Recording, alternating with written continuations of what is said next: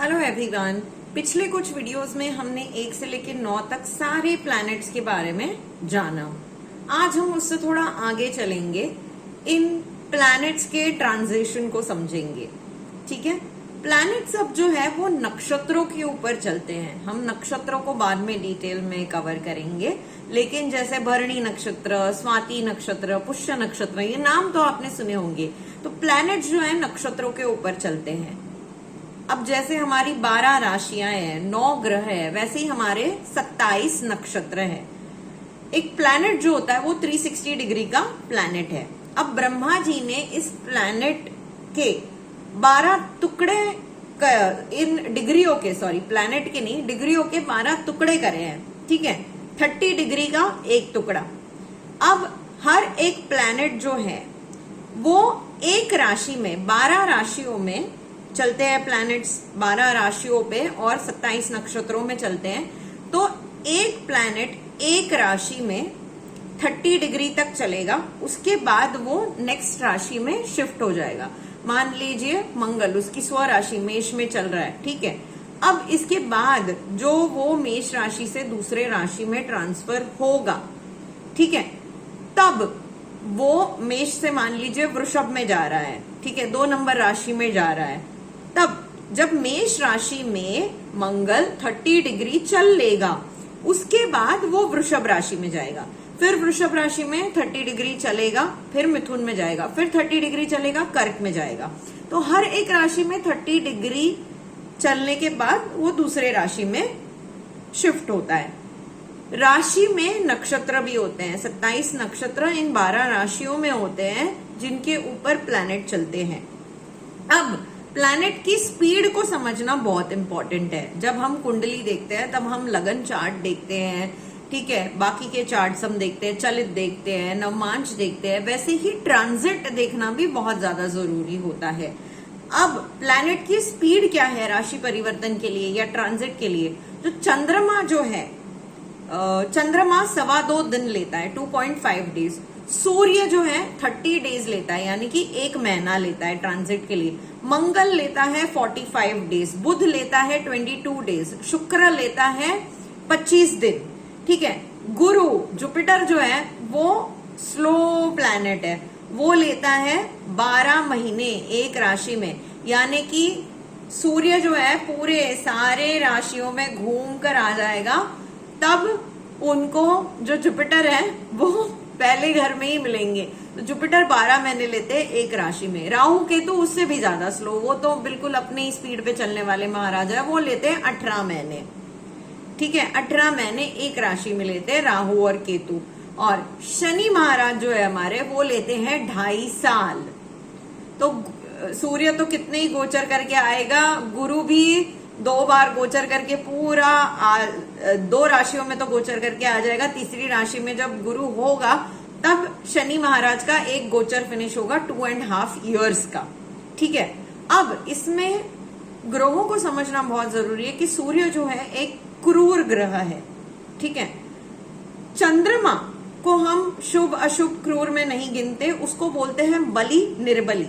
ठीक है, चंद्रमा सूर्य से जब भी दूर होगा तब वो बलवान होगा। 7 घरों की दूरी, सम सप्तक जिसको हम बोलते हैं, तब चंद्रमा के पास सबसे ज्यादा पावर होती है, तब वो बली होगा। उसको हम शुक्ल पक्ष भी बोलते हैं। शुक्ल पक्ष का चंद्रमा बली होता है जब वो चंद्रमा सूर्य से दूर होता है। जब चंद्रमा 7 घरों की दूरी, सम सप्तक, ठीक है, उसको हम बोलते हैं पूर्णिमा भी बोलते हैं, जब चंद्रमा सबसे ज्यादा स्ट्रांग होता है, शुक्ल पक्ष।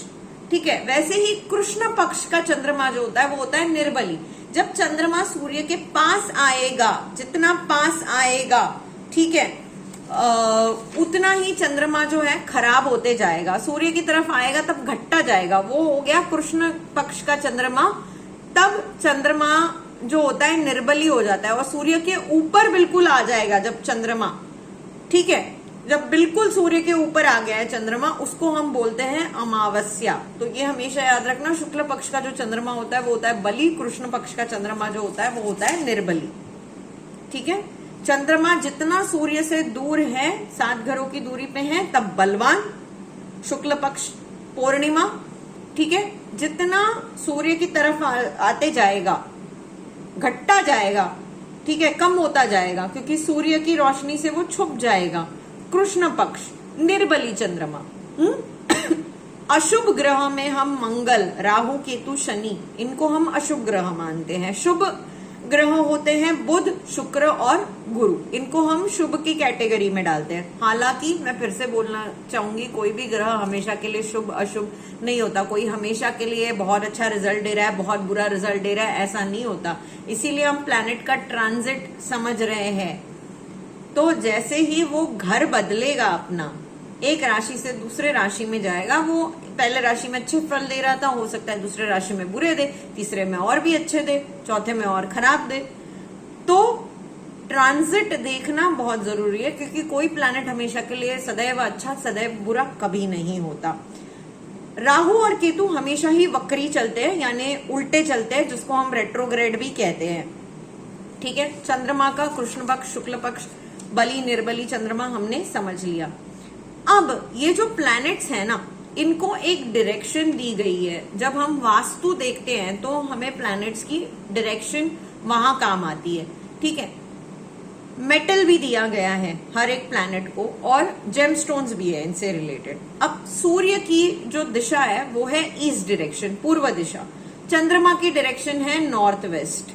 ठीक है, शनि की है वेस्ट, राहु केतु की है साउथ वेस्ट, मंगल की है साउथ, बुध की है नॉर्थ, गुरु की है नॉर्थ ईस्ट, शुक्र की है साउथ ईस्ट। क्लियर? तो इसको आप ऐसे याद करिए कि सूर्य की डायरेक्शन अगर ईस्ट है तो शनि, जो बिल्कुल उसका एनिमी है, शनि सूर्य को एनिमी मानता है, तो शनि की डायरेक्शन हो गई वेस्ट। चंद्रमा की है नॉर्थ वेस्ट, तो राहु और केतु की हो गई साउथ वेस्ट। मंगल की है साउथ, तो बुध की है नॉर्थ। गुरु की है नॉर्थ ईस्ट, तो शुक्र की है साउथ ईस्ट। क्लियर? अब इनके मेटल्स क्या क्या है? अब सूर्य और जुपिटर दोनों का ही मेटल है गोल्ड। इनफैक्ट राहु और केतु के लिए, जो कि केतु के लिए भी हम गोल्ड ही उसको कंसिडर करते हैं। तो सूर्य, गुरु और केतु, इन तीनों के लिए मेटल होता है गोल्ड। चंद्रमा का है सिल्वर। ठीक है, शनि का भी सिल्वर है, शुक्र का सिल्वर है और डायमंड है, शनि का सिल्वर है और आयरन है, चंद्रमा का सिर्फ सिल्वर है। मंगल का मेटल है कॉपर, बुध का है ब्रास। ये हो गए इनके मेटल। अब इनको जो जेमस्टोन्स दिए गए हैं, सूर्य का जेमस्टोन है रूबी, माणिक, चंद्रमा का है पर्ल, मोती, मंगल का है रेड कोराल, जिसको हम लाल मूंगा कहते हैं, बुध का है एमरल्ड, पन्ना, गुरु का है येलो सफायर, पुखराज, वीनस का है ओपल, डायमंड, हीरा। ठीक है, इसके अलावा है व्हाइट ओपल। शनि का है मेटल आयन सिल्वर और जेमस्टोन है ब्लू सफायर। ठीक है, राहु का है जेमस्टोन गोमेड, जिसको हम हेसोनाइट भी बोलते हैं, और केतु का है कैटसाइन, जिसको हम लसूनिया बोलते हैं। तो this was about transit of planets, direction, metal and gemstone. अगर आपको ये वीडियो अच्छा लगा हो तो वीडियो को लाइक करिए, चैनल को सब्सक्राइब करिए और अपने फ्रेंड्स और फैमिली के साथ वीडियो को शेयर करिए। Take care of yourself, God bless you all.